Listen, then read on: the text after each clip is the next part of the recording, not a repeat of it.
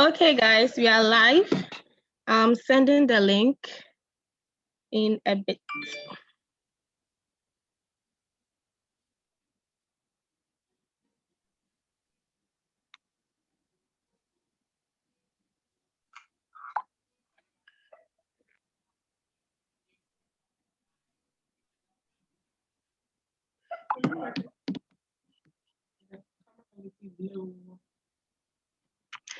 So we are live on Facebook.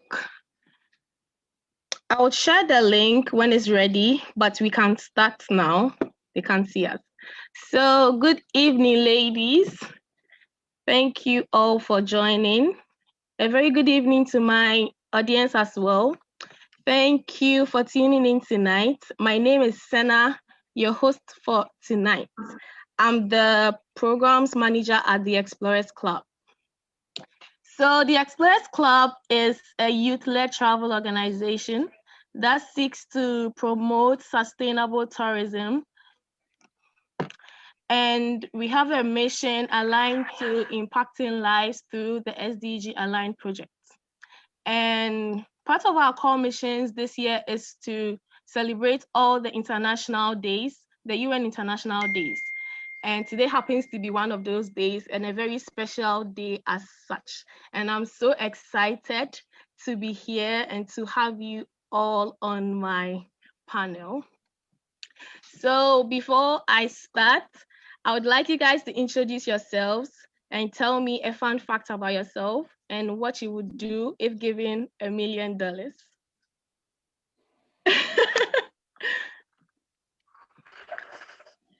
Starting from Teresa.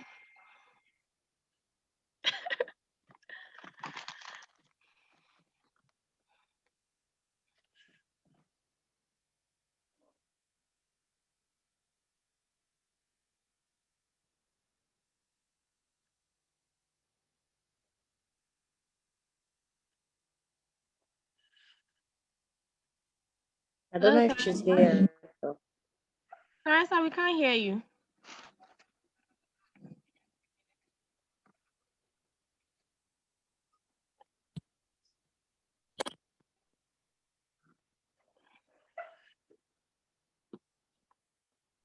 Teresa, we can't hear you.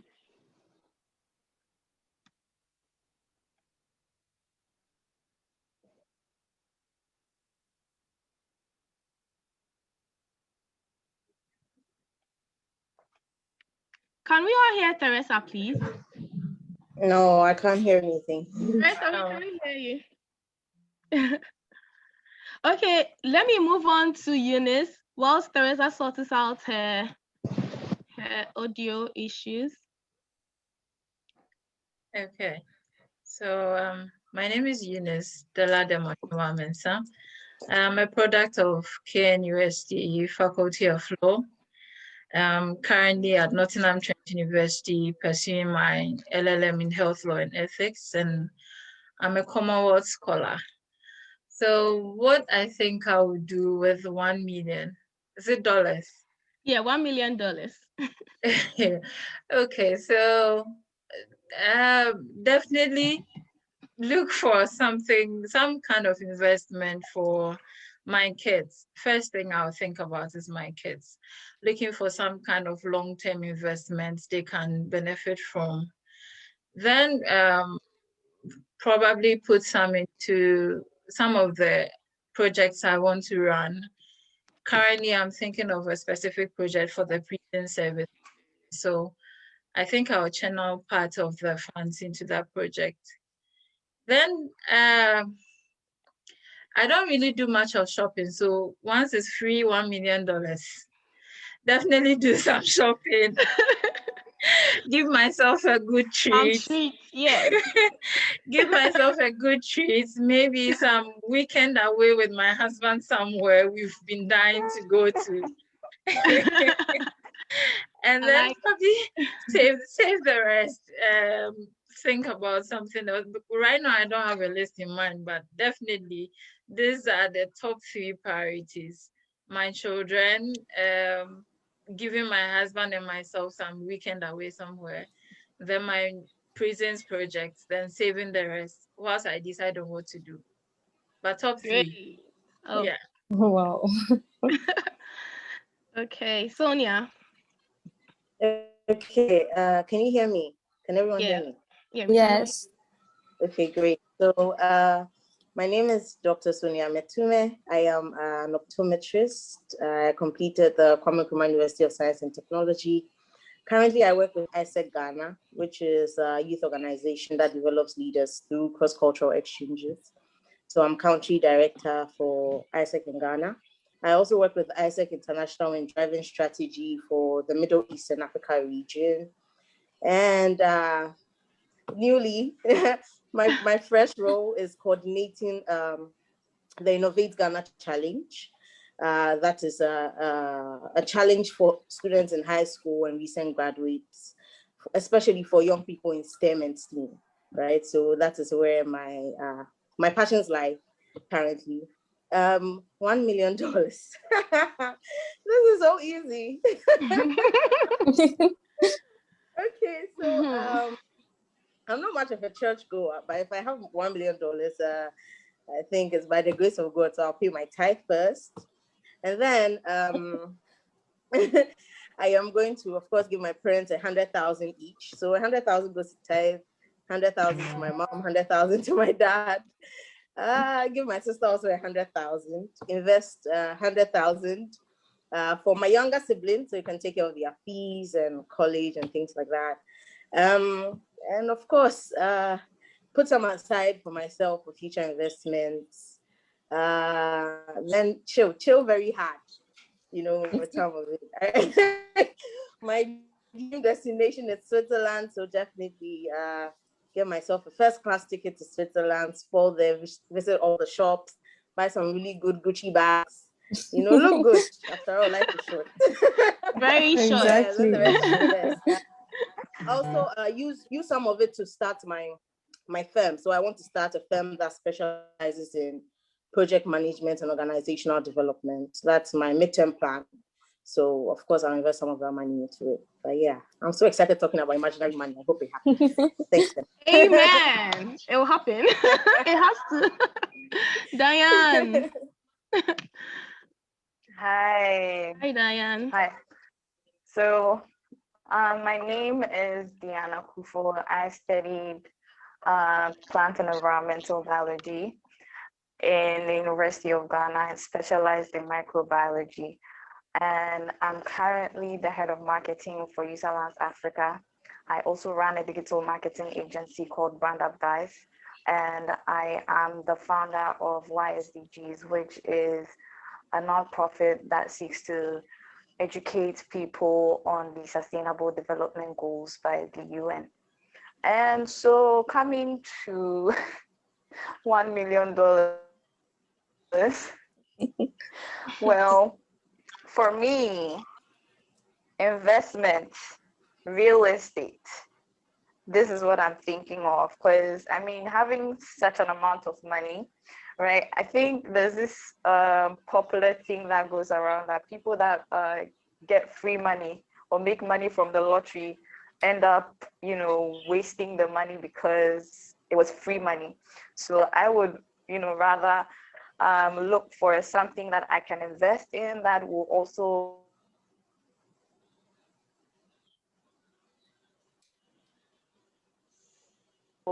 multiply that amount of money for me, and also impact people in the rural areas, because that's one of the things that I'm looking to do. So one very fun fact about me is that I love to dance. I love to dance. I'm a good dancer. Cool. After the program, you dance for us. Hey! Okay, Teresa. Okay, can everyone hear me now? Yeah, we can hear you now. Yeah. Okay, so I'm Teresa Bonambugri. I'm a 6th year Doctor of Optometry student of the Kwame Nkrumah University of Science and Technology. I'm also the former local committee president for ISEC in KNUST. And the fun fact about me is I can't snap. and I can't whistle. So that's a little sad. Yeah, and for the $1 million, I think I'll do something similar to Diane. So I would invest 70%. I would pay my tithe with 10%, and then I'll blow the 20% on anything that I want to do. You're not going to give me some. And it's part of the 20. Okay, let's dive into the questions. So, being a woman, or let me say a successful woman, a lot of people have different opinion about who a successful woman is. And I want to ask you guys, in your perspective, who is a successful woman? And I would start with Diane. Okay, so thank you, Sana. Thank you for the question and thank you for the opportunity. So, I mean, success is relative to everyone.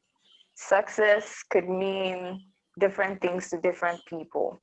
But for me, I would say that being able to drive change is what I would say that you are successful. People tend to classify success with the amount of money you've made, but I would say that I will classify success on the impact that you make. Yeah. Okay, Teresa. Okay, so for me, just like Diane said, success is very relative. So for me, I believe a successful woman is one that knows what she wants and actually puts steps in place and achieves her goals in the end, irrespective of if her goal is to be a housewife or to be the biggest business owner in the world. As long as she achieves her goals that she has set, I think she's successful. Ines. So for me, a successful woman is someone who's able to own who she is, knows why she's doing what she's doing at every point in time, and is able to channel her vision into making impact wherever she finds herself. Like they've all said, success is relative. So I think at every point in your life, what will mean success will differ. So what will be the mark for me is owning who you are at every point and every stage, knowing why you're doing what you're doing, what you really want to do, and then pushing your vision to create impact wherever you find yourself. I think that means success for me. Okay. Sonia. Okay, I agree with my fellow women here. I would also add that a successful woman is a woman that is self-aware. So basically, a woman that knows her strengths and can play it to her advantage. And also is aware of her weaknesses and is making constant effort to improve on those weaknesses. And basically, if you ask me who a successful woman is, somebody who is driving positive impact and is growing from one stage to another, driving personal development and community development using her strengths, because we are all very unique. We're all women here, but we have very different strengths and all that. So one that is aware of that and can use that to her advantage to drive personal development and community development. Yeah, that's Okay. it. I love all your inputs. Even though most women are very self-aware, they still have challenges in organizations they find themselves in. And I just want to ask that, what issues have we created for ourselves as women?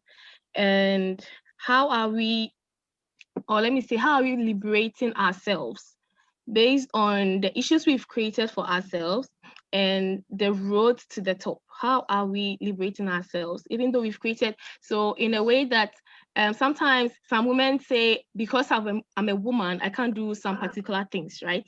So we've all been in that situation before, even though some of us are now getting there, and we keep saying, oh, because I'm a woman, I can't do this.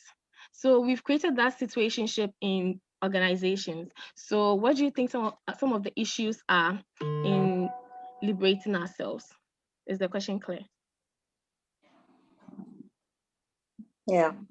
So Yes, Yeah. sir.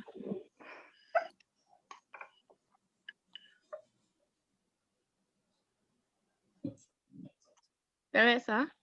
Oh, okay. So for me, I think one of the biggest issues that comes to mind is trauma-centered feminism.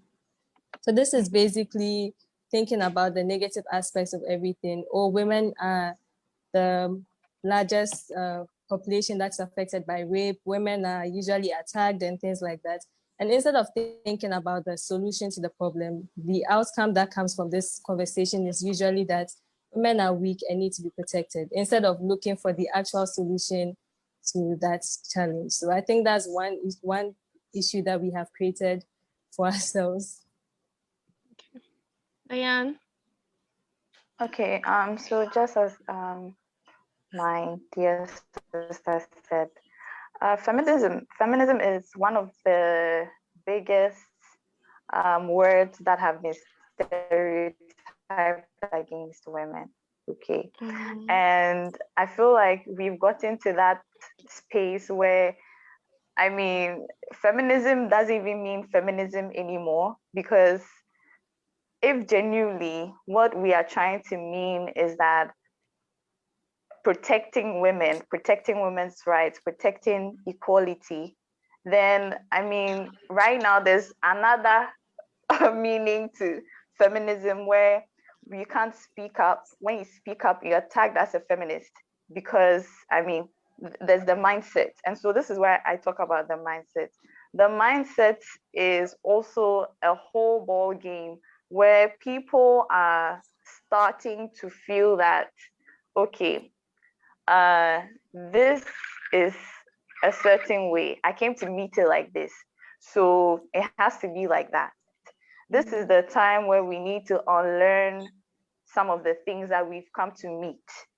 So for the word feminism, in quotes, the stereotyped one, where you can't speak up, I would say that we need to liberate ourselves from that mindset, because it's something that really bothers me, honestly, because anytime you find yourself in a place and you seem to be very outspoken and very clear with your intentions and what you want to do, it seems like you are very hard, and they start to tag you as, oh, she's a feminist, she's a feminist, and that in itself is a very bad way to describe someone, especially using the stereotype feminism. I mean, Okay, thank you. Sonia? Yeah, so I'm in a position where I get to work with a lot of young women. In Isaac is made up of students and recent graduates, right, from tertiary institutions. And one thing I always tell the young women I work with is it's already quite difficult for us, whether we created the problem, whether the problem was created is already quite difficult. So you need to push, you need to work hard, you need to recognize the talents you have, you need to recognize the power, recognize your voice and use that. You asked a question about how we can break through these situations. We have to talk about them, and not just talk about them, but actually do something about it. It's not enough to be a young woman that just recognizes that there are issues. What exactly are you doing? And it's just not about maybe gathering a lot of people and talking or doing the big things. It's also about what you're doing in the sector you find yourself. If you're a young woman, what are you doing in your class? What are you doing in school? What are you doing in church? Do you speak to the issues? Are you well read? Do you understand things to be able to contribute intelligently and provide solutions? So these are the things we need to be looking at. There are just too many young women that are comfortable with playing victim. Probably is the situation for us women, we can't really do anything about it. But of course, there's a lot we can do. Women before us have shown us that it can be done. So it's just simply speaking up to the issues. How can we break this? Speak to the issues, be well read, understand things. I'm a big fan of women should be given positions or need to earn where they are.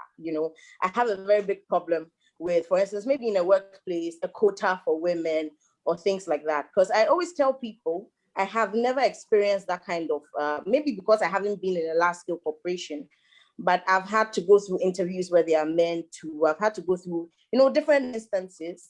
And in the end, it's what I can do is what I bring to the table. That's because if I want to do something, I read about it. I know if I can do it, I sell my personality. And that's the beautiful thing about women. Our personalities go ahead of us in a lot of instances. So we need to just know how to sell ourselves properly. It's not just about playing the woman card all the time and using it as an excuse. We need to talk to the issues, and wherever we find ourselves and we can do something about the issue, do something about it. If there's a problem that needs to be solved, volunteer yourself, do something. If there's a skill you've learned, teach other young women. Can you upgrade and all of that? So these are things we need to look at. It's just not enough playing the victim and saying, I'm a woman and this is the situation. We can't keep crying about it. Now we need to do things about it. So basically, that's what I'll say. Eunice? So what I think is that, like you said, we sometimes create some of the problems for ourselves, but then I want to look at it from a different perspective. It's not as if we have been creating the problems for ourselves. The point is, the mere fact that you were born a woman automatically marginalizes you in literally every aspect of your life.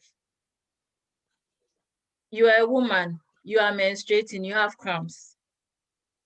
When the man is busy probably reading or playing football game, you are crouching over some chair trying to go through the pains you are having. You are a woman, you have to be in the kitchen. When we have to go and fetch water, I'ma pick the bucket, go and fetch water. The boys are playing football. I didn't create that situation.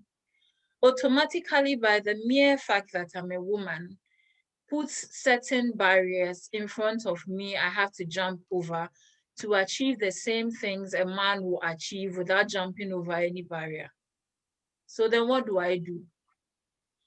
What I see, like Sonia has said, what I see people do sometimes is that, okay, the barrier is there, then let me just stay behind the barrier and do what everybody's doing.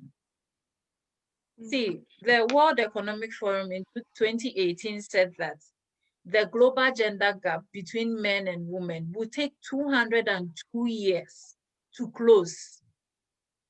202 years to close the gap between men and women on the same kind of employment. So if I'm a line manager and a man is a line manager, before I'll be able to earn the same amount the man is earning, I have to wait for 202 years. I'm going to die. My children are going to die.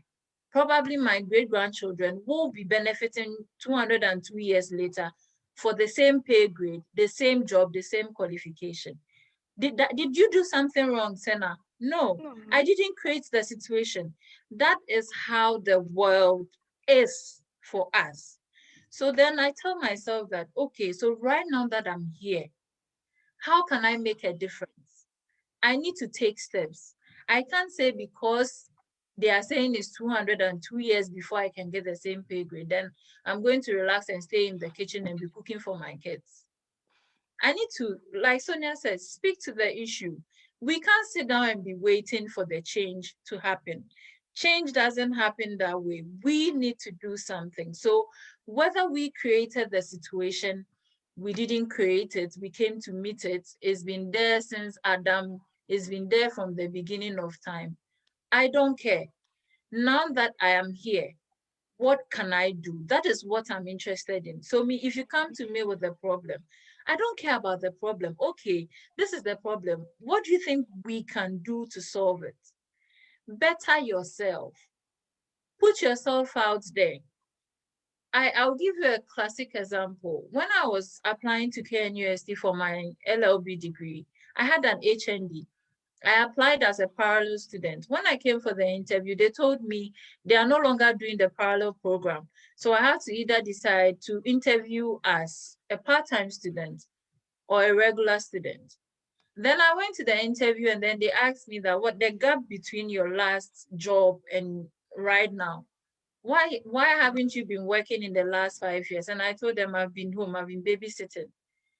Then they asked me, who is the current Minister of Tourism? Then there was a woman on the panel. Then she told them that this lady has been watching cartoons. Ask her about Didi. Ask her about Tom and Jerry. She can tell you. Stop asking her questions about business, and she just told you she's been taking care of babies. Ask her questions about babies. That is where her expertise are right now, at the moment. You get it? So I feel that we have come to meet a situation. We literally can't do anything about it. I can't go to the president and tell the president, pass a law that automatically allows me to get admission to KNUST. That is not feminism. That is not feminism. I think feminism is, if I am able to study and I get my 7 A's, just like the man got the 7 A's, pick me. Don't say because I'm going to get pregnant along the line, you won't pick me. Don't tell me because I have children, you won't pick me. Don't tell me because I'll be changing diapers, I can't do the job. And that is where we need to start changing the narrative. We need to choose to challenge those stereotypes in the promotional programs we have in our companies. That, oh, if we make her a manager and her daughter gets sick, she will leave her office. So what? If I have to leave the office and go and take care of my child, does it mean I didn't do my job? I get to spend the night doing my job. At the end of the day, what is the bottom line? The bottom line is that the work has been done. It is not about I left in the middle of the job to go and take care of my daughter. The bottom line is you needed me to produce a report by 6 p.m. Wednesday, 23rd January. I produced the result Wednesday, 23rd January with 4 children to take care of. You get it? So I think that we can't do much about the challenges that bedevil the gender female. What we can do is to change the narrative by doing everything everybody has said here. Learn. Put yourself on the table. Let them know what you are bringing to the discussion. Don't just go and sit there and say that I'm a woman, I can't talk. They are all men. If I say something right now, no, talk. Say your nonsense and go away. Someone will pick some sense out of the nonsense. After all, there is sense in every nonsense. So when you go to the table, talk. Don't be confident. I feel the most important thing a woman wears is her confidence. It's not your Gucci and your Prada and it's your confidence. Because if you wear the Gucci and the Prada and you're not confident wearing the Gucci, I think Gucci should sue you for wearing Gucci. Wear it confidently. Go to the table and put who you are on the table. Let them know this is me. This is what I am bringing. If you give me the job, irrespective of the fact that I have cramps, I am pregnant, I have 10 children to take care of, I will still deliver the report 23rd January 2022. And that is what you want. Forget everything else. Give me the job. You get me? Yeah. And I think if we start changing the narrative from that perspective, the barriers in our way won't become an issue anymore. It might be an issue to some people, but be different. Make a change. People made the change. And that is why today you and I can sit on Zoom and have this discussion. Somebody made a sacrifice. Let's not let that sacrifice go in vain. Let's change the narrative too, in the little way we can. This is getting very interesting. Who else is enjoying it? Okay, so moving on to the next question. As a growing adult, how have you balanced your work or school with life responsibilities? And I think I'll go to Eunice again.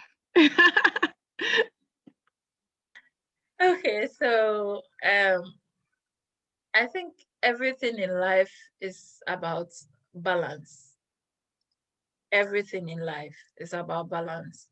Even in our religious journey with God, it's about balancing the acts between staying sane and staying in a world that has a lot of noise and pollution. So even with combining academics with career, with family and everything, it's about how you're able to balance all the sectors in a way that you don't give too much of your time to one thing and lose sight of the other. So you know you're a mother, you have children depending on you to provide certain basic necessities for them.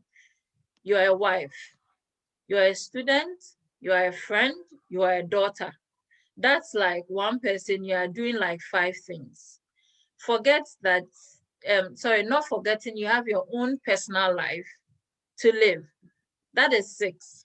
So you need to make sure if it's 24 hours you have, just like every other person, within that 24 hours, how do you apportion your time so you are able to give a little bit of yourself to everything you are doing and not burn out? That is very important, because if you get too exhausted, you will end up giving yourself for everybody and you forget who you are. And then the day you break down, the world will move on. Nobody will wait for you. Yeah, don't even lie to yourself. If you die today, your children, they will still grow without you. Your husband might decide not to get married, but he's still alive. You are gone.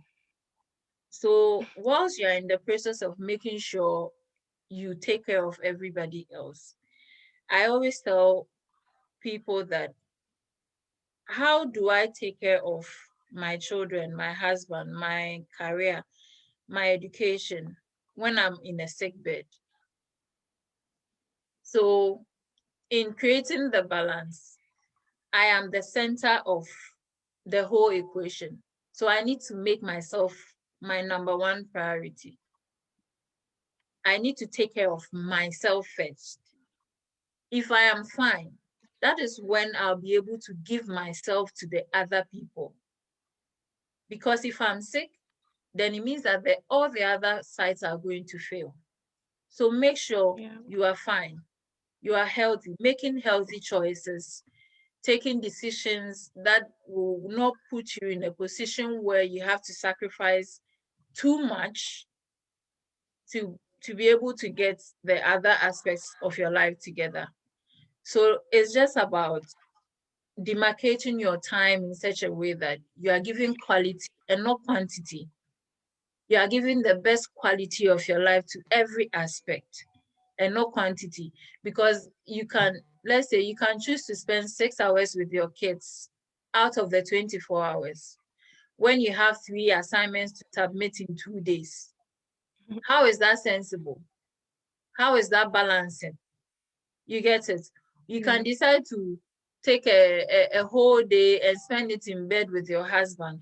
Who will take care of your children? What will happen to the assignments you are supposed to submit the next morning? So really, it's about balancing the whole thing.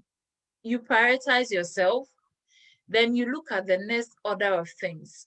Which aspects of my life comes first? And it's not static. You can't tell me that every day of your life, your children come first. It's not possible. You can't tell me every day of your life, your husband comes first. It's not realistic. Even your husband knows he can't come first every day. Because in the morning when you have to take care of the kids and dress them and put them in the car and get them to school, your husband's socks that he cannot find might definitely not become a priority at that stage. He needs to find the socks himself. You get me? So I think that is about prioritizing every aspect of your life. Every time, make sure you know which one should come first, and then you attend to it. And then once you are doing that, make sure it is balanced. You give quality and not quantity. So give quality to every aspect of your life, not quantity, because sometimes you give the quantity and then there's no quality in it. Nobody will feel the impact. So make sure that you balance, you prioritize, and then you give quality. That's how I do my things, and that's how I stay sane. Okay. Teresa?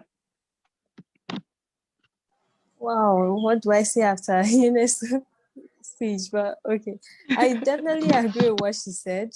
It's actually a tendency of women to take care of everyone, and then we ourselves, we come last. And it's something that has been going on for quite some time now, that I'm glad that we are having this conversation and thinking about ways we can help curb this. For me, I'm very forgetful. So for me, I use a lot of tools.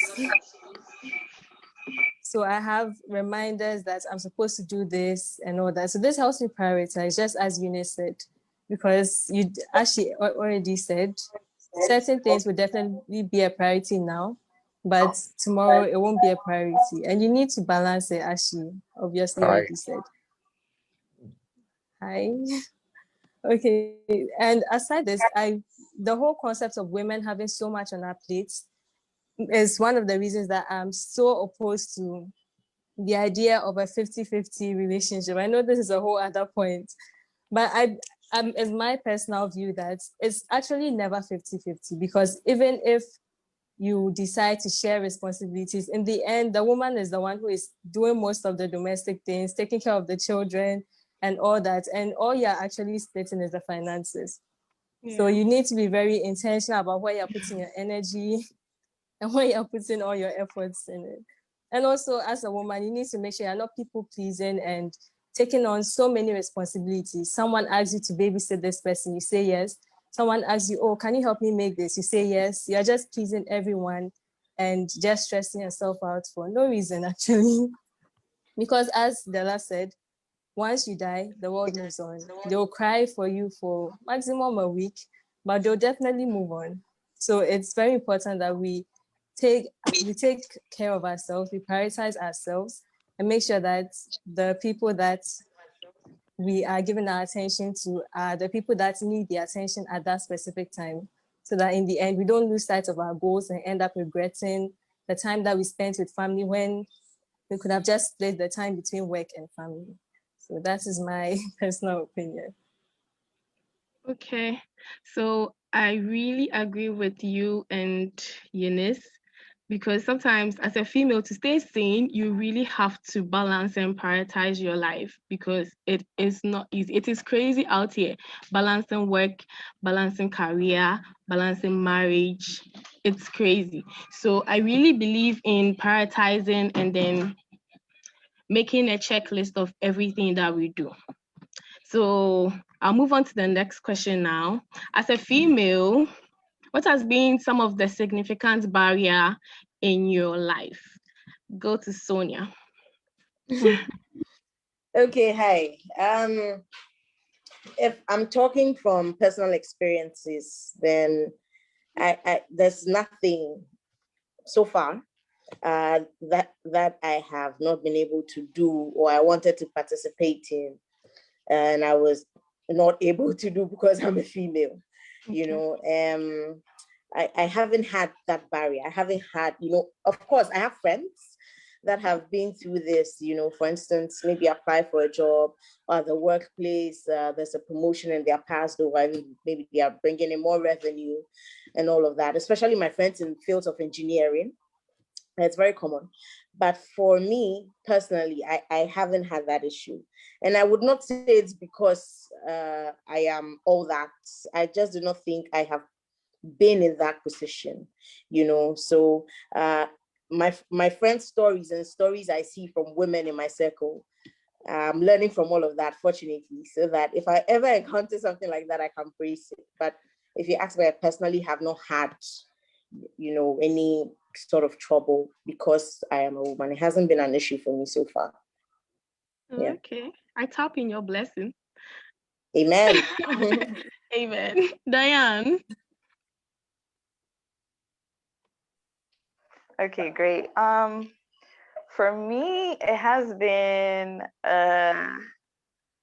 different things at different times. But then I would say that the most persistent one is the imposter syndrome. Okay, whereby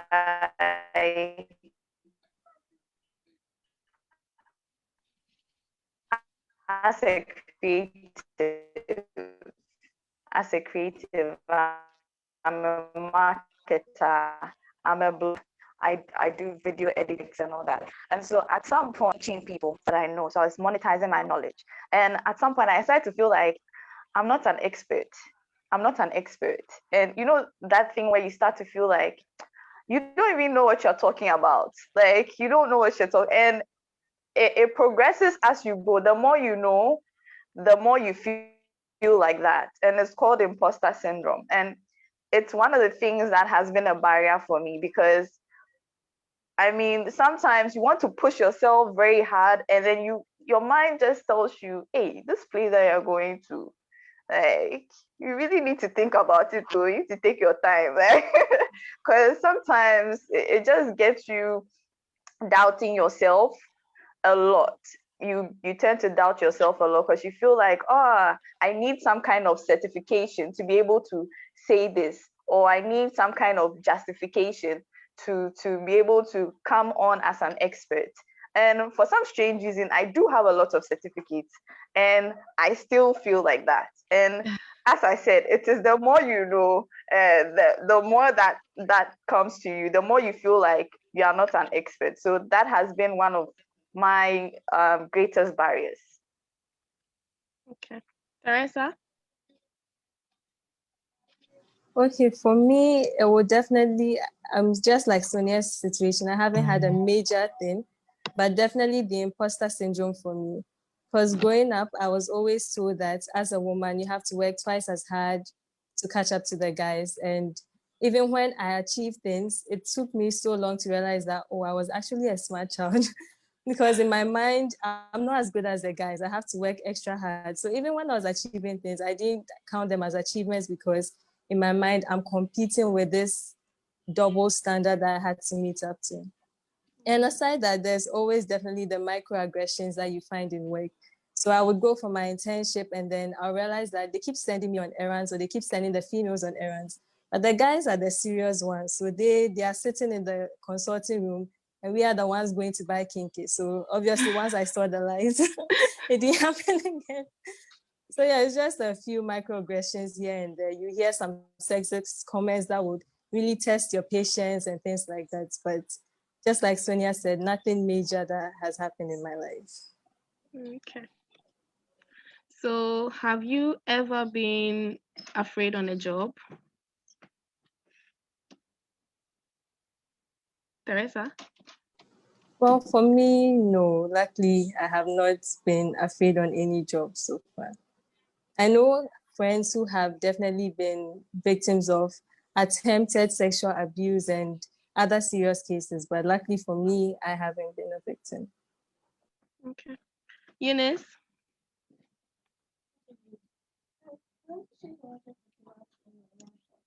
I think, okay. Sorry. Okay.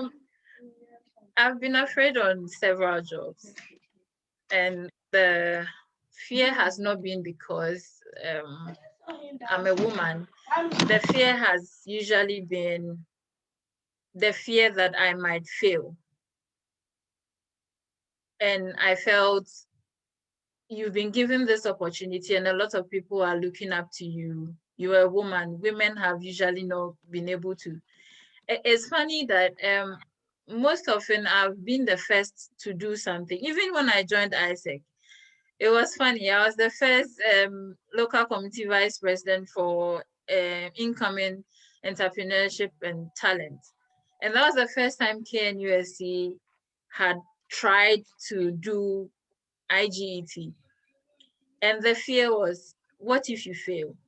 So usually it's not the fear that I won't be able to do it, it's the fear of what if you fail? So that actually, what I do with those fears is to make sure I become better, I learn, just so I don't satisfy that fear that, oh, you failed. Because then immediately you fail, then your fear has won over you. So that has always been the issue for me, the fear of failure. But it usually drives me to achieve. So I think it's a good kind of fear. Okay. Sonia?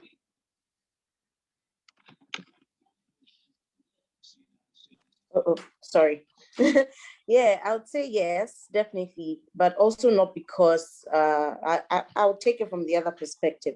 Every time I've been afraid on a job, in my head, it's because I do not want it to be ever said of me that I am here by the mere fact that I'm a woman. That's the thing in my head, you know. So I don't want anybody to say I earned this job because I have a nice figure or because I'm a woman and I was considered. In the end, my results need to speak for me. So that's what I'm always afraid of. You know, I just, for instance, I worked with the Ghana Olympic Committee in organizing an international badminton tournament, you know, and there's me, this young girl, and then I'm encountering a lot of older men, a lot of sportsmen and all of that. And what I loved, what gave me a lot of fulfillment at the end of the day was knowing that I'm going home and I have done my job. So I had a few comments from some of, they're like, wow, you're very active. You really know what you're doing. A young lady with so much energy. Where did you learn all of this from? And this was coming from men, you know. And sometimes it annoyed me a bit. In my head, I'm thinking, what were you expecting? What am I supposed to? So I don't know, probably they thought, I got this internship because somebody in the sports ministry was interested in me or something, you know. So it's just a personal fear. I really do not want it to be said that I got a job by mere dint of the fact that I'm a woman or somebody did me some unmerited favor. So that's what I always think about. And one thing we can pay attention to is what we tell like your women as they're growing up. I just want to chip this in really quickly. Growing up, my dad would say things like, don't be timid, talk, don't be timid. And I always had that thing in my head, you know. And fortunately for me, my dad never compare me to boys in mass. Of course, it was comparing me to other people, saying this person is performing, but it was never about gender, you know. So that also helped shape my mind. When we are having conversations with young women, we need to be able to realities and not play the gender card, you know. So if there's any fear, it's not because of any external pressures or anything. It's just personal. I just really want to achieve things because I can do something. So it's not said of me that.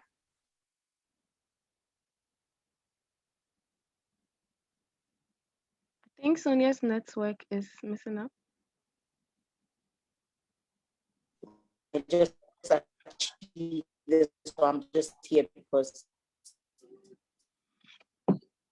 Sonia. Hello, Sonia.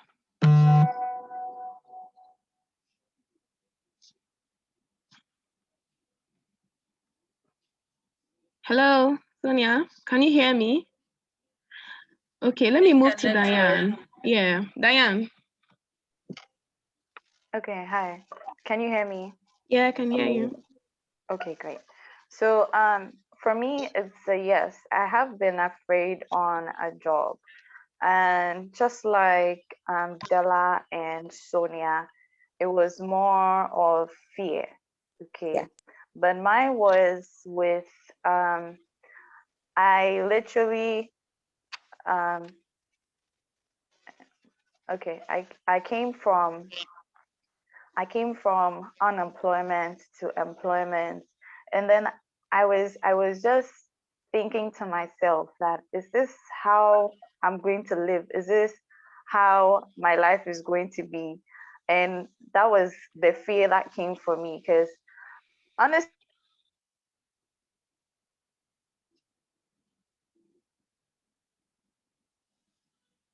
speaking, I felt like to be in and sit down and do my job as a digital marketer.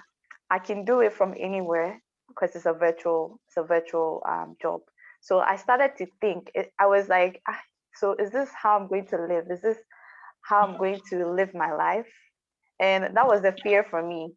And so this was me thinking that, okay, I can do the same thing that I'm doing now for 1,000 people and take 1,000 times the amount of money. And so this was me. I was stuck in between. Should I start my own agency or I should stay in a job? Because I know at the end of the month, I'm going to get a sure income, a sure salary. So this was me like in the middle of fear, and I was like, should I get this done? Should I not get this done? Should I get this done? And I finally did take the decision. I did make the decision to leave, and I left and started my own digital marketing agency. And it has been one of the best things I've done for myself, because if I stayed in that fear, if I stayed there, and I would be wandering for 5 years and I'll still be making that same amount of money at that point. And for me, I don't know about you girls, but for me, I'm like, I didn't come here to suffer. I didn't come here to, I didn't come here to suffer. I need to make this. Like I went to school because I needed to make money. So if you realize, I told you earlier that I studied microbiology. I studied microbiology in school, and right now I'm completely into digital marketing, and I'm also known as a blogger and all that. And so this was me like testing my limits. I pushed myself. I pushed myself so hard because I came out of school.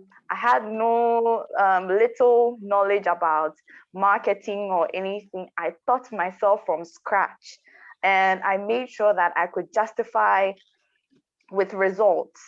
I made sure that I knew what I was doing. And so I became a blogger. Right after school. I started professional blogging. And that was when I realized that, oh, I'm actually really good at this, because the feedback that I was getting was very good. So, I mean, I've been in instances where I've had to really push myself because I was scared. I was scared that I won't be able to live the life that I want to really live. Right? I want to achieve things. I want to live big. I want to buy Gucci and Prada and everything. And I can't do that if I'm working out. They're paying me some small amount of money at the end of the month and all that. So this was me pushing my limits. I was pushing myself to the very core, and I think I overdid it. And I ended up with about 11 certificates in different fields because I felt like me as an individual, I shouldn't tie myself to one career path. I should try out everything and see what works best for me. And then I pick out of that. But if you don't try things out, how will you know that I'm actually good at this or I'm actually good at that? So this was me in fear. I accomplished a lot, and I even won an award as a best blogger for the SDGs. So, I mean, it was all in fear because I didn't really know what I was doing, but I was trying out things. And out of that, I was able to accomplish something. Okay. Most women here can relate to what you just said. Yeah. Yeah.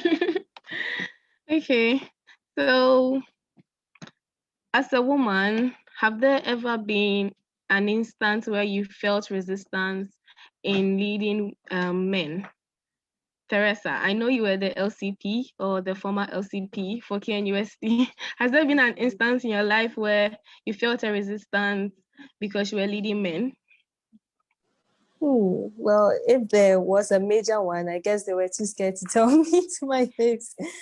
But I think generally I haven't had a major instance. But then again, I'm very forgiving and tolerable. So I'm sure even if something happened, I've probably put it behind me and forgotten all about it.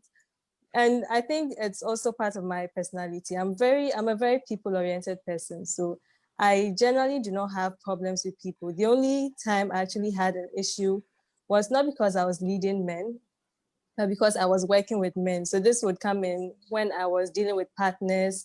And, because I'm a woman and I have this cute face, they expect me to agree with everything that they say. And then when I start speaking, they realize that, oh, yo, this girl, this girl is not what I expected. That's where you would have, a certain clash of egos, or would start talking and an argument to arise or something like that. But aside that, people I have directly worked with or I have directly led, I haven't had an issue with. But then definitely the older generation, yeah. Okay, Eunice. I don't really think I've had resistance. Like Teresa said, if they wanted to resist, they resisted in their bedrooms, not in front of me. I never got to see the resistance. But clearly, when it had to do with challenging status quos, you rub some egos, and then, well, they brand you as unreasonable, or she's too complicated. Auntie Asama say she's rigid, she's this, she's that. Then the gender stereotyping comes in. But then I take a cue from Tina Fey. Who cares? I'm doing my job. At the end of the day, my job is done. So if you feel because I didn't come smiling and undressing in front of you, it makes me whatever, who cares? That's your opinion. You're entitled to it. At the end of the day, I've done the job. So directly with people I'm leading, I've not had any kind of resistance. And maybe probably because personality-wise, you need to find a way of making sure you are relating with these men. You have to be tactical when you are dealing with men, when you are leading men. You need to be tactical and reasonable sometimes, but you don't drop to, I don't know how to say this, but you don't let them override you just because you want to please them. Do your job. If they like you, fine. If they don't like you, you didn't come there to make them like you. You came there to do a job. Do their job and go home. If they have issues, they can have it in their bedrooms with their girlfriends, not me. That's my opinion. Okay. So what advice would you give to women entering a male-dominating career or profession? Eunice? Be you. Okay. Be you. I feel I don't, there's no, what other advice do I have to give you? See, you know what you are bringing to the table. I'm an engineer. We all went to engineering school. We all know that as an engineer, at some point in the career, I need to climb the pylon. I won't come and stand there and tell you that because I'm a woman and I have boobs, I won't climb. Then why did I go to the school? I had a clear passion. That is why I decided to be an engineer. I became a doctor because I want to do this particular thing. So I don't come and then you give me the job and say, oh, but you know I'm a woman. So what? You're a woman and you decided to be a doctor. Go and pick the knife, do the surgery. That is why you were trained. You get me? Yeah, so be you. See, people think I'm difficult, but if you're a woman and you're working with me and you brought a certificate, that tells me that you are a strategic management expert. Don't expect that when we go for board meetings, I'll go and think for you because you are a woman. Then they'll go and sit down and say that she doesn't even want to support a fellow woman. I don't care. Like, I will treat you the way I'll treat a man. If I expect a man to give me 100%, I expect you, the woman, to give me 100% because you brought me a CV that says that you are an expert in strategic management. I can't go and think for you at a strategic board meeting. That is why we are paying you. Do the thinking for us. Then you come and tell me that I have to support the female gender. We women have to stick together. Stick together how? I am push your part. You get me? So the only advice I can give every young woman entering a male-dominated industry, do your job, be you. Don't go compromising because you want people to like you. You didn't go to the job because you want people to like you. You went there because you are being paid to do a job. Do the job, go home. You can let your husband like you. That one is very important. Your husband has to like you. You can go and compromise in the bedroom and in the home. Don't go compromising in the boardroom. Do your job. Go home and smile. That's it. For me, that's it. Okay. Sonia? Yeah, hi. So I definitely agree with Della. The thing about us as young women or women in general is we do not want to be labeled arrogant, difficult, and all of that. I'm talking from experience because I have a very strong personality. Even my voice is quite strong, you know, and I'm very emphatic. When I speak, I say what I want to say. Yes, and there are a lot of times we want to compromise because we don't want to be labeled as, oh, she's too difficult, I can't work with her, you know. And sometimes I admit I'm a bit tougher on young women because I really, really do not want to see young women with so much potential sleep with, because they do not want to be labeled as tough or stubborn. It really makes no sense, because there are so many people that can learn from you and what you have to bring to the table, men and women alike, right? So do your job. I always say that one thing that has sold me in every opportunity is my personality. It's the same personality someone might brand arrogant that has gotten me so many opportunities outside of what I even studied in school, because I am who I am. And I have gotten all of these opportunities through referrals, not because I've had to apply for them or anything. So there are always people watching, and you need to make yourself proud. Make yourself proud. There are a lot of people that need to learn from you or that can learn from you. So whatever you've signed up for, you should do it, and do it properly. I know that if somebody needs you to do something in a higher capacity, referrals do a lot for us nowadays. There are so many young women. I am a doctor. I am not working in a hospital right now, right? I am country director for an organization, and I'm managing strategy for Middle East and Africa. Very different, you know, from what I did in the classroom. But these are things I learned, and these are things I am passionate about. So I always bring them to the table. It's what I have to offer. You take it or you leave it. It's very different.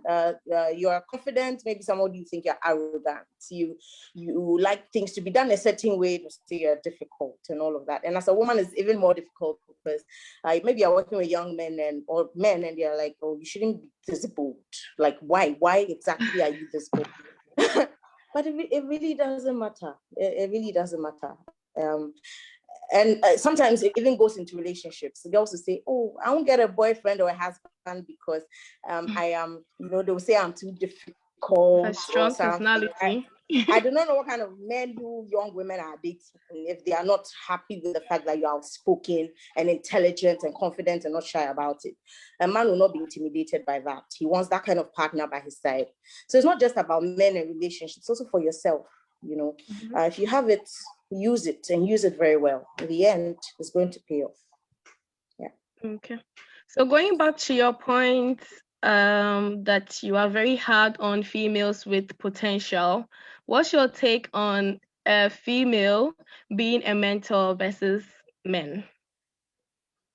Sonia? Okay. So I wouldn't say, I would say, for instance, last 2 weeks, a young lady texted me and said, oh, I want you to be my mentor. And the first question I asked her is, why me? That's the first thing I asked her, you know, because I needed to know what exactly she wanted to learn. Not just because she thought, oh, I was a woman, I'd go and find the organization. She's also in the organization, could pick from it. But I wanted to know what exactly she wanted to learn. And that gave me insight as to whether I was going to mentor her or not. And for me, I think one of the key things you need to consider when you're looking for a mentor, maybe it's not based on the gender, but of course it makes sense if you're a young woman and you see a woman that has or is thriving in a particular field, and you want to learn how she's able to balance her life as a woman, maybe a career woman, and someone who's married. For instance, if I needed a mentor, I would reach out to Eunice. Or if I need advice, because Eunice is married, she has 4 kids, and she's a kick-ass career woman, you know. So definitely those things, yes, those things are going to inform my decision. So you need to look at what exactly you need to learn. It's okay if it's a man. There's no problem. That's one thing young women need to realize. There's nothing wrong with learning from a man. It's not, your mentor doesn't have to be by force a woman. But if there's a man that's also doing very well, of course, learn from him. And that's what we want to see, right? Men and women that can do things equally and do them very well. So it's fine, really. But what do you want to learn? Who is this person you are learning from? And what does this person have to offer you? That's what you need to look at. I think maybe we need to be too selective. It's not a factor for me. If I can learn from a man, I would reach out to him. If I can learn from a woman, I would reach out. In the end, I need to be selfish with my development. So that's how I keep it for me. Great stuff. Diane? I agree with what Sonia said because sometimes we do feel like women, because the other woman can relate to maybe certain things that you might go through. So, I mean, you just then go for a woman. But I would say that as an individual, first of all, before you go for a mentor, you need to ask yourself, you need to sit down and ask yourself, what do I want to learn? What exactly do I want to learn? I want to go from point A to point B. Okay. So at the end of that, I want to make 1 million Ghana cedis. Okay. I wouldn't go and look for a mentor that does not know how to get from point A to point B. I need to find someone that understands the route from point A to point B. So sometimes, I mean, a lot of people go like, "Oh, I'm my mentor and my mentor and my mentor," and then you ask them, "What exactly are you learning from this mentor?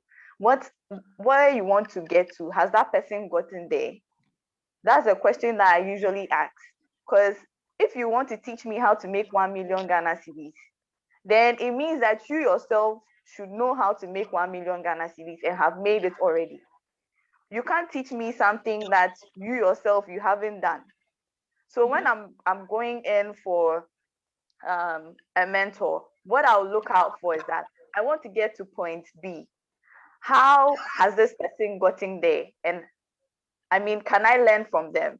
But if they haven't done anything in relation to what I want to do and what I want to achieve, then it's a no for me. It's a no for me. And it doesn't matter if it's a woman or a man. Provided I can get to that point B, then that's it for me. It doesn't matter who it is. It doesn't matter the gender. And I'll also like to say this, that sometimes we look out for top people, top industry experts. We always do that. We look out for the person that's most talked about, the person that has, the most certificates, the person that has the most, everything. But sometimes let the results speak. Let the results speak. So when you are choosing someone, you should choose someone that has results, that has like tangible results, that you know that, okay, this person has done this, so I can learn from them. But if you just follow the hype, sometimes, social media is getting crazy out here. I'm a blogger, I know this. We can hype you. We can hype you and you be everywhere. But then when we come to the actual thing, maybe the person doesn't even know much, right? The person hasn't even done much. But then we know how to hype people. It's we'll do all the Google stuff, and then we'll search you pop up on Google, fine. But sometimes we also need to be very careful the people we go and pick as our mentors, because sometimes it's just hype. You need to make sure that this person that you're going in for has tangible results that you can actually learn from them. Okay. Talking about learning and skills, what do you think self-employed women can do to gain more leadership skills? Be Guinness. conscious. Sorry. Be very conscious. Leadership is not something you are born with. I think most people get that confused. Just because you are in a position doesn't mean you're a leader. Just because you are in a position doesn't mean you're a leader. You need to be conscious and learn leadership. There are so many leadership books. Why did they put them out? Because leadership is a skill and you need to learn it. Just like you learn how to speak, you learn how to sew. It's a skill that you acquire. So you learn leadership skills. So even as a self-employed person, right, you need to understand that every aspect of your life is leadership. Leadership is a lifestyle. So the way you speak, your mannerism, the way you act, everything is all leadership.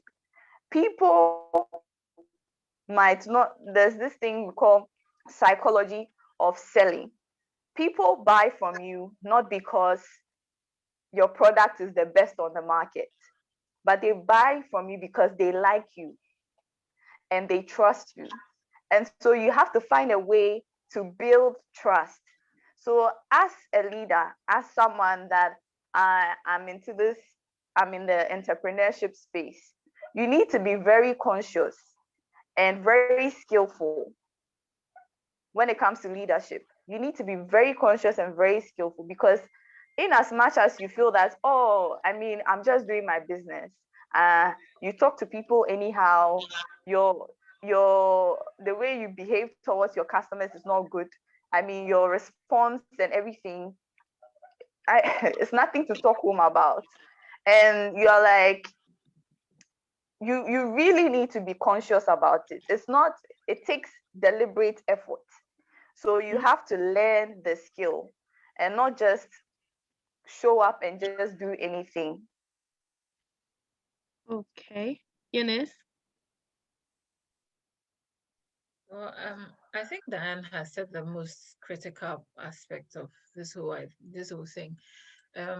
If you are in a self-employed space and you think because you are able to sell all your products, you're a leader, there's a big question mark. Mm. Or let's say you are the president of an organization, and just because you've been voted for, that makes you a leader. No, it doesn't. At the end of the day, what output are we seeing? So you've been voted, probably because all the candidates that came, you were the one who was most favorable. You had the best campaign message. You had the nicest song. We've seen this happen all the time in our schools.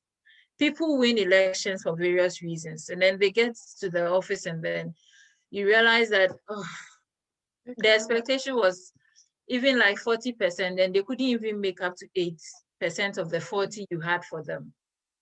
So you need to be conscious of what you want to achieve. If you want to be a leader, you need to learn the skill.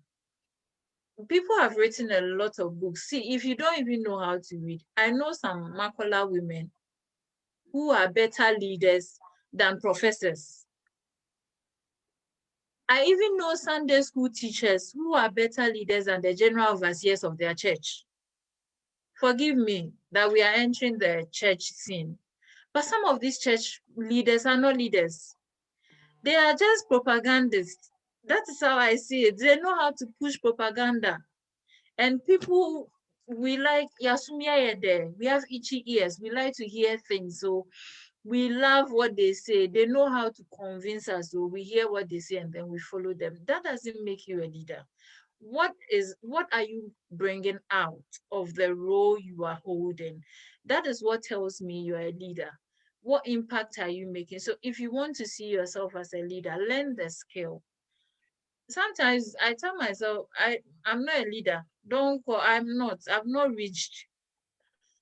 People are like, hey, but you've led in ISEC. Hey, please, oh, I've not led in ISEC. I was learning. It was a learning space for me.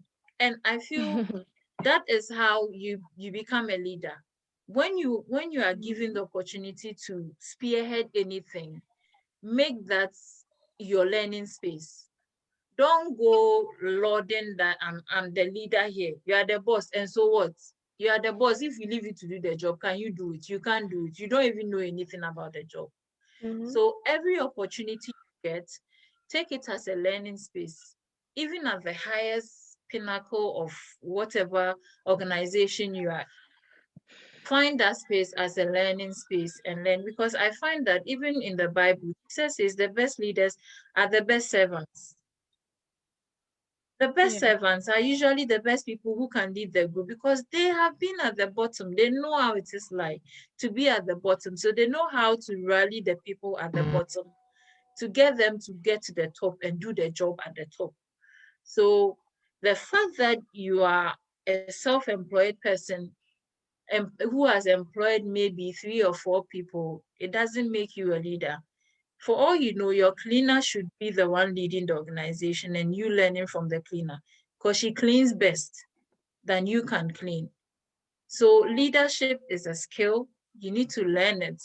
And even if you are born into a position, it doesn't automatically qualify you as a leader.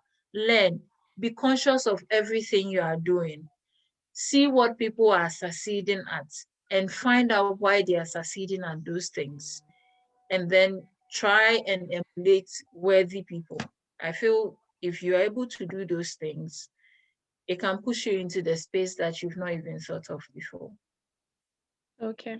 So talking about leadership, how do you see automation and other upcoming changes in the employment landscape impacting women's leadership? Eunice? I don't believe in automation. I don't know, but I don't believe in automation. I believe in making things flexible for some people. Some classes of people will never be able to attain certain heights if we don't make some things easy for them. It's not their fault. By nature of challenges that have taken some aspects of their lives away from them, no matter how high they get educated, there are some things they can never attain until we deliberately put them on the track. I agree, we make things easy for those people. But you don't tell me I deserve that position because I'm a woman. You deserve to be a mother. You're a woman. It will be good. But it's not automatic that you have to be a mother. You get me, Senna? Yeah. It's not everybody who can be a mother. Mm-hmm. The fact that you're a woman doesn't automatically mean you can be a mother. The fact that you're a man doesn't automatically make you a husband. You need to earn that role. And that is how I feel. But for some people who, by no fault of theirs, I'm looking at probably someone with a disability who can never climb the steps in your office. You make him the general manager and he's in a wheelchair and you've not provided access for the wheelchair. How do you expect him to get to his office? So by automation, create an office on the ground floor for him. Make his life easy.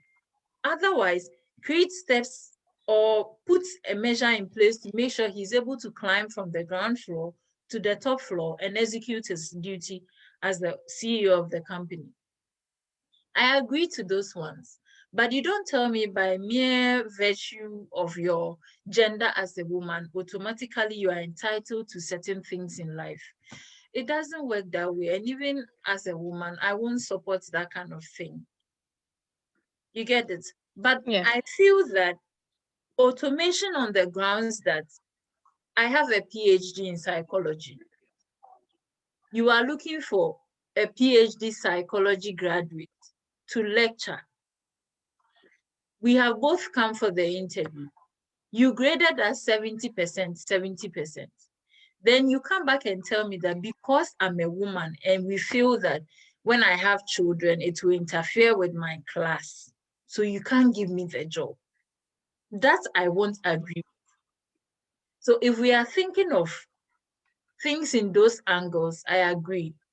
But you don't tell me that automation because I'm a woman. So like by rights, because I'm a woman, I should be able to have access to those things. Even motherhood is not automatic. It's not every woman who is able to give birth. Go to the fertility centers and see how people are struggling to have babies. And it's no fault of theirs. The doctor can't do anything to help you. Go and find a surrogate.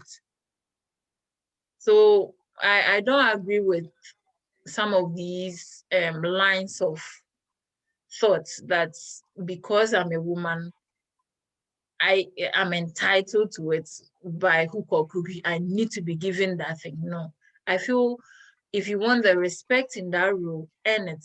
Then you can appropriate that role that you have earned by your hard work and your deeds. Okay. Teresa? Okay, so just as Eunice said, There's nothing that's going to be automatically handed over to you. So just because you're in an area where you've been doing things a certain way for several years doesn't guarantee that in the next 5 years you will still have a job in that area. Because as it stands, I'm let's say a wannabe optometrist. I'm an optometrist in training, and as it stands, there are actually machines that do what I am being taught to do in school. Definitely, they don't do everything that I've been taught, but in a couple of years, definitely this machine would be trained to take over my role. So I can't sit down and be comfortable in the thought that I'm being trained as an optometrist, I have a job, I'm set for life. I have to develop myself. And already as it stands, automation is going to affect both male and female. If everything is being moved to a digital platform or anything like that, both men and women are going to lose their jobs at an equal rate. But this is the case where women already have so many inequalities and so many challenges ahead of us.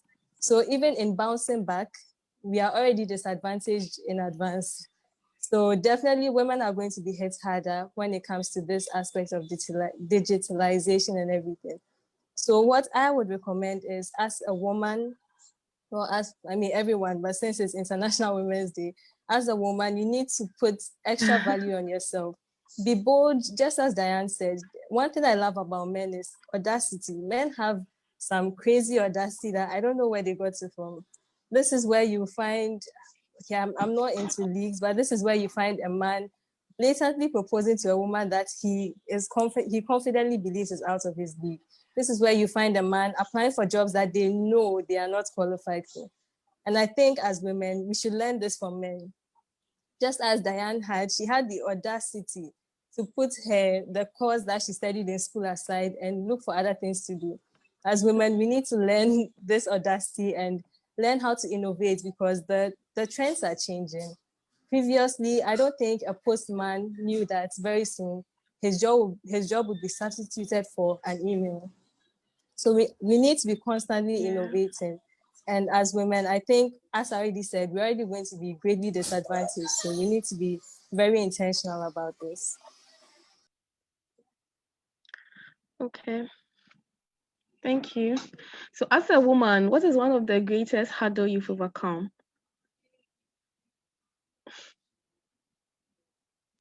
Okay, so for me, I don't think I have encountered a very huge challenge, but one thing I would say has been a struggle for me would probably be family-wise. In my house, we are trained to be equal most of the time, but there are still instances where you would find sexism and things like, the normal stereotypes. A typical example was when I selected my course of study, Doctor of Optometry. My dad went to ask his friend, who is an ophthalmologist. And the one thing his friend said was, "Oh, yeah, it's a good job for a woman." And when I heard that, I was heartbroken because I really liked the course, and I was like, what does this mean? Like, it's a good job for women. And I actually believed I was settling in picking this job, because if you're saying it's a good job for a woman, it means that there are obviously better options, but this is suited for a woman. So I wouldn't say I've had a major hurdle to cross. I know there are people who probably don't even have access to school and all that, but things like this, they tend to bring me down and make me feel like I'm not good enough. And then this would bring in, the whole imposter syndrome thing again. And even when I'm doing my course, I'm wondering, is there something else I should be doing? Because after all, this is a good job for a woman. So what are the men doing? What should I be doing? And I think this is one thing that I constantly battle with. Okay, Sonia. Yeah. Hi. Hi. So same as Teresa. I do not have any institutional hurdle I've had to cross. Of course, the usual thing where men are surprised because you're a young woman that can speak your mind and knows your stuff. That aside, but the other hurdles have been personal. For instance, questioning myself. That no matter how confident you are, there are times when there's that self-doubt thinking, you're asking, can I do this? Am I not doing too much? Should I point between, okay, something that, so that in case when I settle down, I have enough time for family and to raise children and things like that. So it's just the personal questions and the doubt whenever I'm taking something new. Can I do this?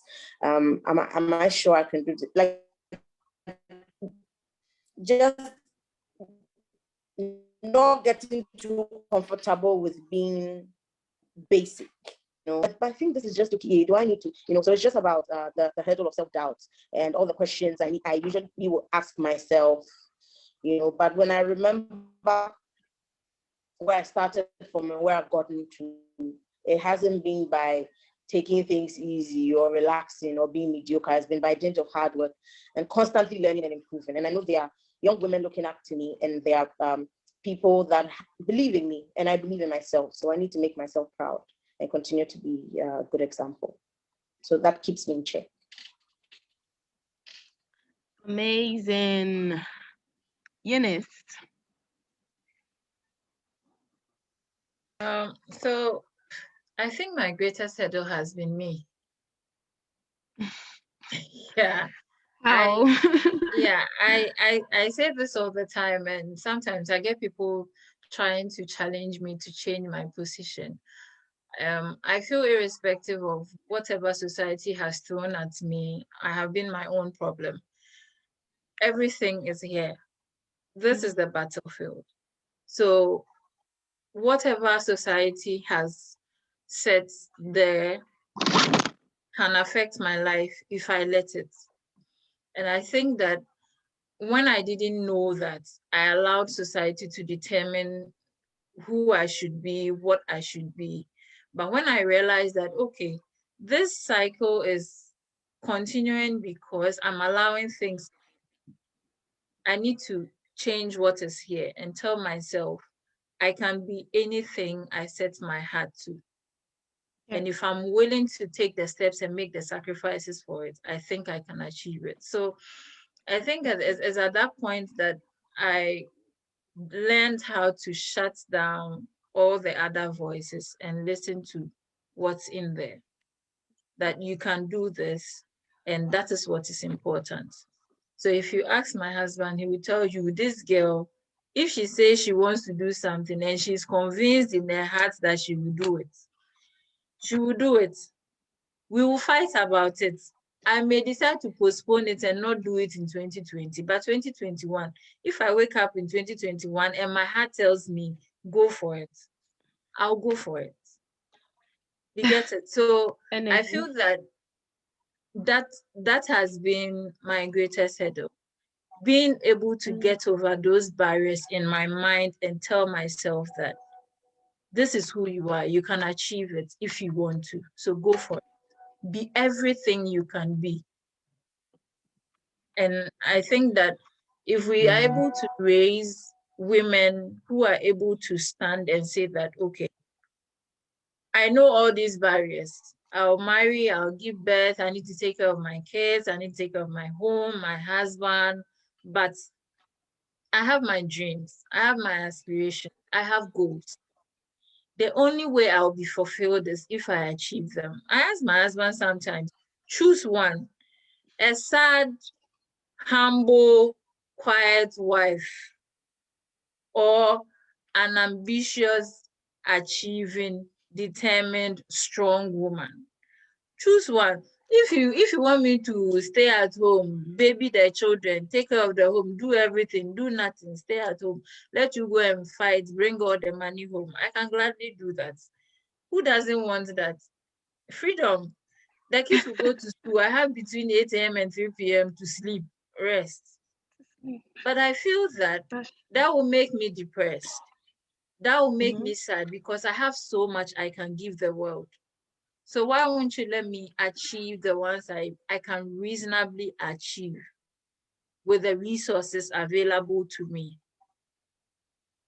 so that I can be happy in doing the things that I know I am supposed to do. It becomes a problem when you decide to sacrifice your children's lives because you want to become a career woman. That one I don't agree with you. You can't leave your home and then go and stay somewhere and be saying that I'm chasing career. Who should take care of the home for you? If you know you are not ready for a home, don't go and start a home. But once you decide you want to have the home and have the career, create that balance so that one doesn't suffer. Because if you make all the money in the world and your daughter is at circle, prostituting herself, I don't think your money will save you. You'll be home and she'll be coming with all the men with the beer and the. I'm not saying that is bad. That is somebody's life choice. It's life choices.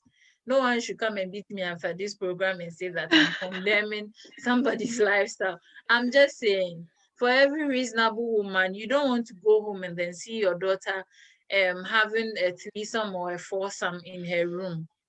And then you go and sit in your bedroom and cry because you chose your career over your daughter's life.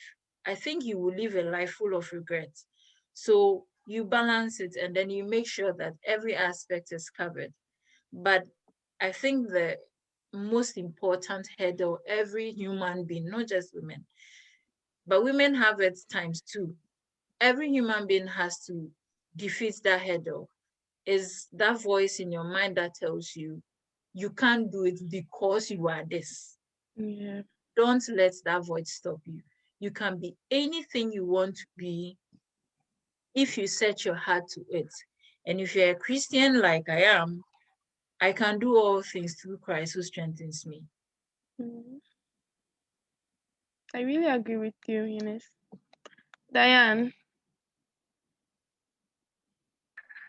Okay, so for me, it will be hard for me to choose because my life is just full of, ups and downs like everyone, and sometimes some extremes. So growing up, uh, I slept and woke up one day and my mouth had gone this way. And so if you would even notice now, I only speak or smile to one side of my face. And growing up, that was like a really huge challenge for me because I I developed a condition called Bell's palsy. And I mean I was young and it was people didn't know what it was. I was taken to the hospital a lot. People didn't know what it was. Now it's way better. My mouth will be just moving to like one side of my face, and it was terrible. And growing up, I had a lot of kids laughing at me, and they'll make this face, And so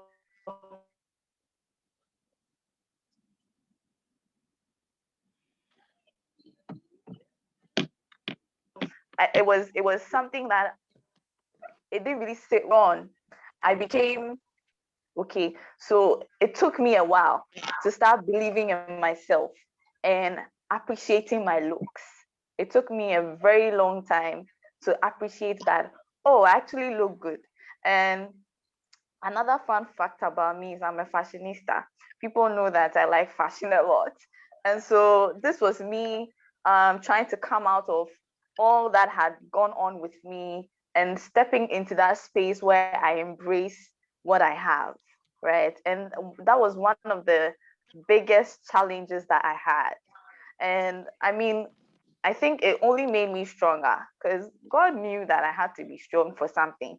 So it only made me stronger because I mean, I think I'm one of the people that would say that I would I can learn anything and I can do anything. I tell my friends that me, if I want to do anything, I will do it. I'll get it done. Just like Della said, it's all in the mind. It's all you. It's all I mean, how you think of yourself. So this was me. People say that I'm very strong-willed now because I'm one of those people that I come out very strong. Like if I say yes, it's yes. If I say no, it's no. If I say I'm not drinking cold water, I won't drink cold water for the whole year. Yes, I won't. And so I'm one of those people. I'm very strong-willed.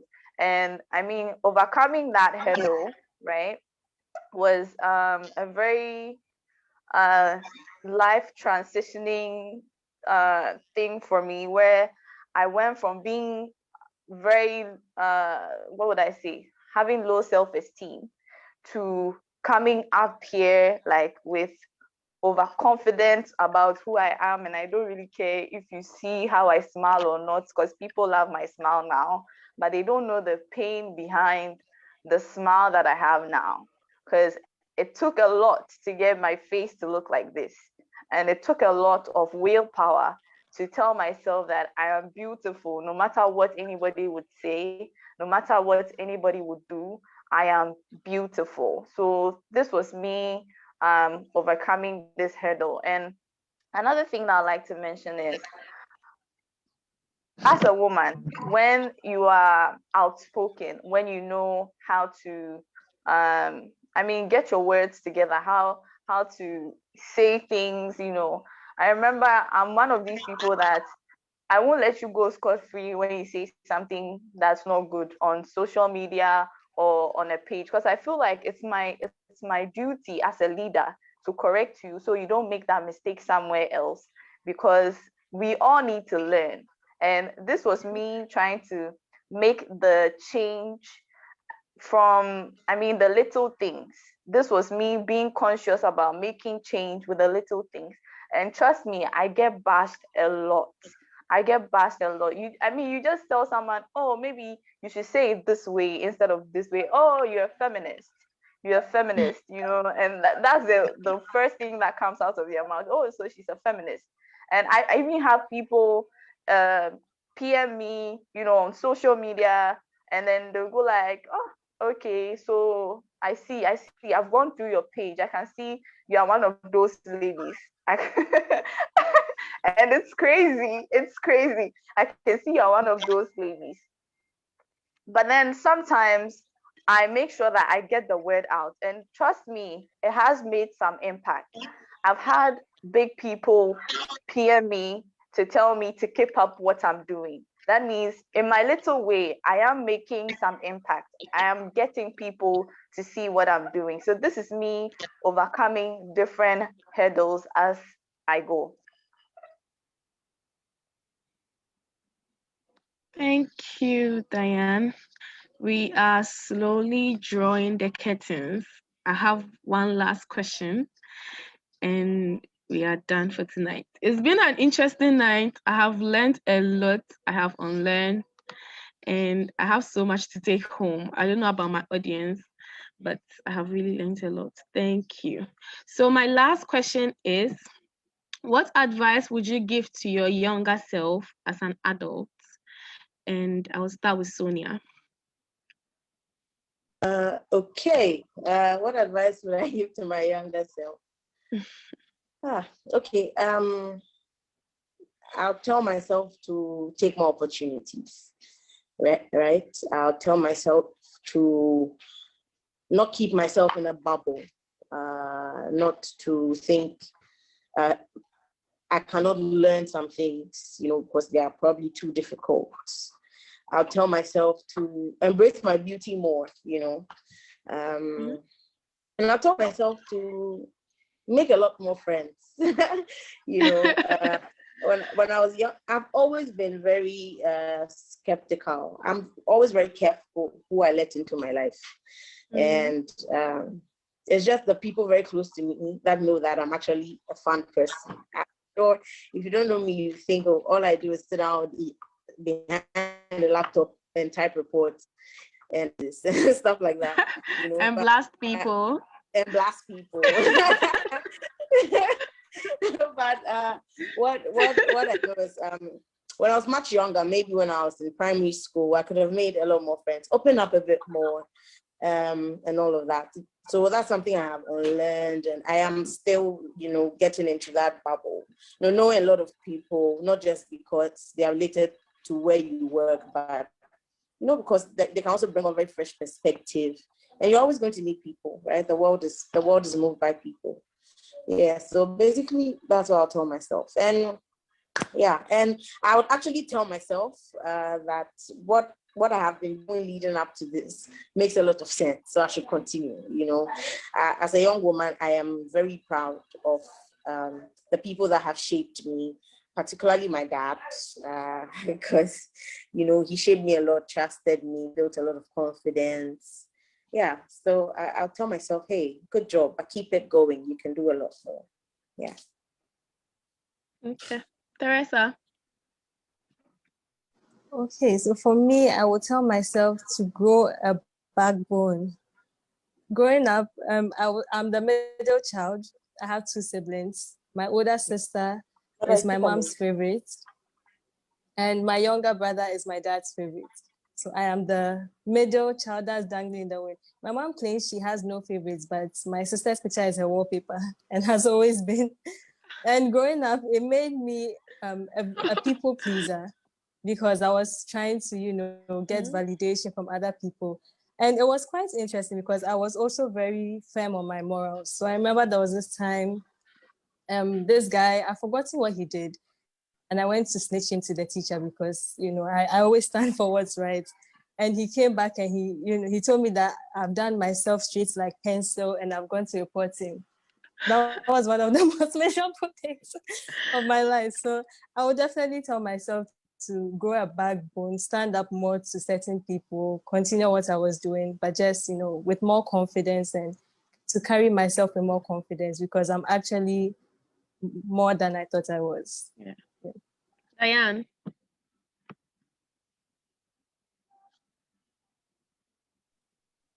Great. So I would say not limit myself. Limitations, right? I would say that as a growing individual, most of us are made to pick our career choices by the time we're around 15. That is where you're writing BC and you need to choose whether you're going to study science or you're going to study general arts. And so that is where your career journey begins, right? And so you go into science and then you have hopes, you know, you have hopes of, okay, I'm going to be a doctor. I'm going to work in the hospital and all that. One advice that I will give to my young self is that don't be scared to try other things. Don't be scared to push the limits. Just make sure that you have a piece of everything. You have a feel of, you know, other career paths, right? You don't limit yourself in thinking that, oh, you can't get this done, or you can't achieve this because at the end of the day you studied science, so you can't go and learn IT. You know, I think that is one of the things that really bothers like a lot of people. And this is me. If I think if I knew, because me, I was someone that I actually had IT in school, and I went to change my course and came to study biology because I was so bent on being a researcher. Like I was so bent on being a researcher. So I was like, okay. And God was just telling me, sister, go and learn the IT. Like, and then I was like, oh no, I want to be a researcher. You know, I want to change my course. So this is me after everything with very little knowledge on IT and videos and all that. I taught myself, and I realized that most of the things that people charge so much for, I can do it like very easily. And I don't even know how I'm able to do certain things. And I remember just recently I had a problem with my web developer, and I was so mad that I decided to build the website by myself. And with with no experience, I sat behind my laptop and I built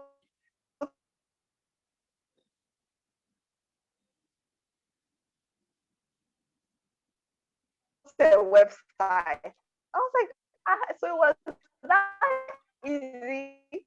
And this guy was making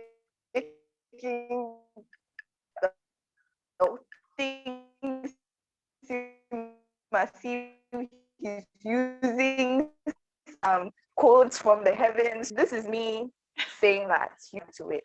You can be anything once you tell yourself, I can do it. Something when you don't can do it. You need to understand that you can actually do it.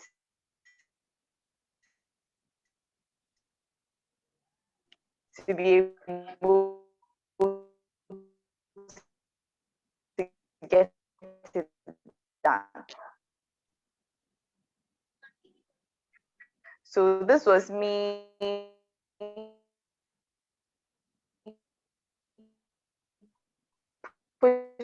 pushing everything. I would tell my young self that if you do push early, it would help because they're available. Try out all the up one, but don't being in one place and you don't know your day. You are stuck in, and I'll also develop your skills. School is good, right? School is good. You need to be in school. You need to learn. But build skills, like soft skills that you can use in case you come out of school and you don't have anything to do. As I'm here, I know how to make yogurt, I know how to make soap, I know how to make I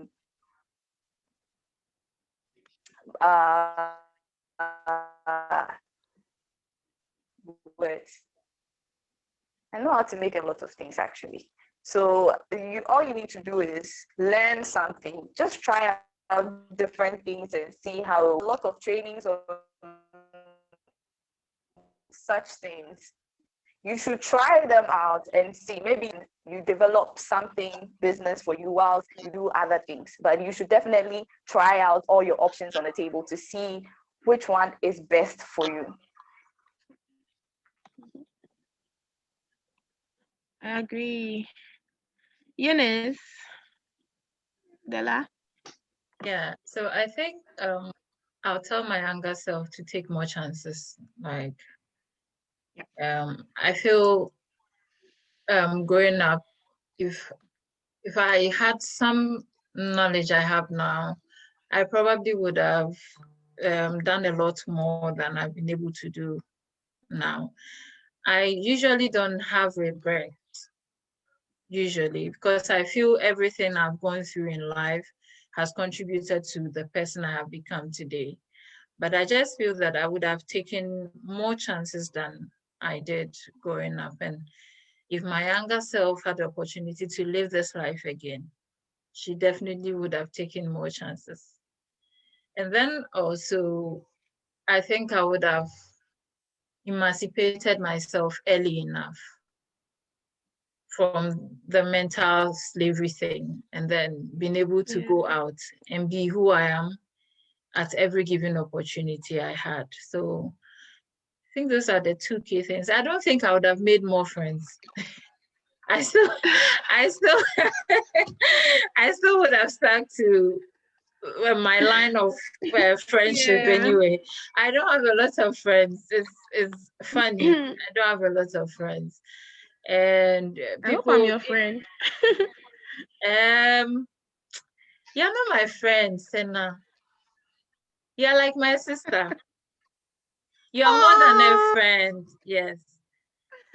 So like Isaac is like my family. So everybody in Isaac is like my family because we got to spend a lot of quality time together. We got to understand each other. So I think that is not friendship. You're my family.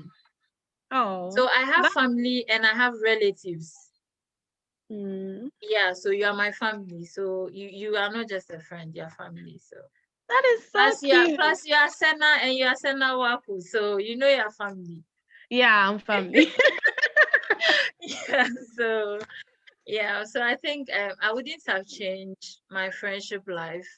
I would have still been the same person. I would tell my younger self to still stick to that principle. Know your friends, know your family, and know your relatives. These are 3 classes of people. So you should know the difference. And family is not blood. Relatives are blood. Family is not blood. Family is anybody who will be there for you at 2 a.m. That's the people I call family. And I know I can call Sonia at 2 a.m. and she will pick my call. So I don't sweat Yes. it. Definitely. Yeah, so you see, you For guys are my sure. family.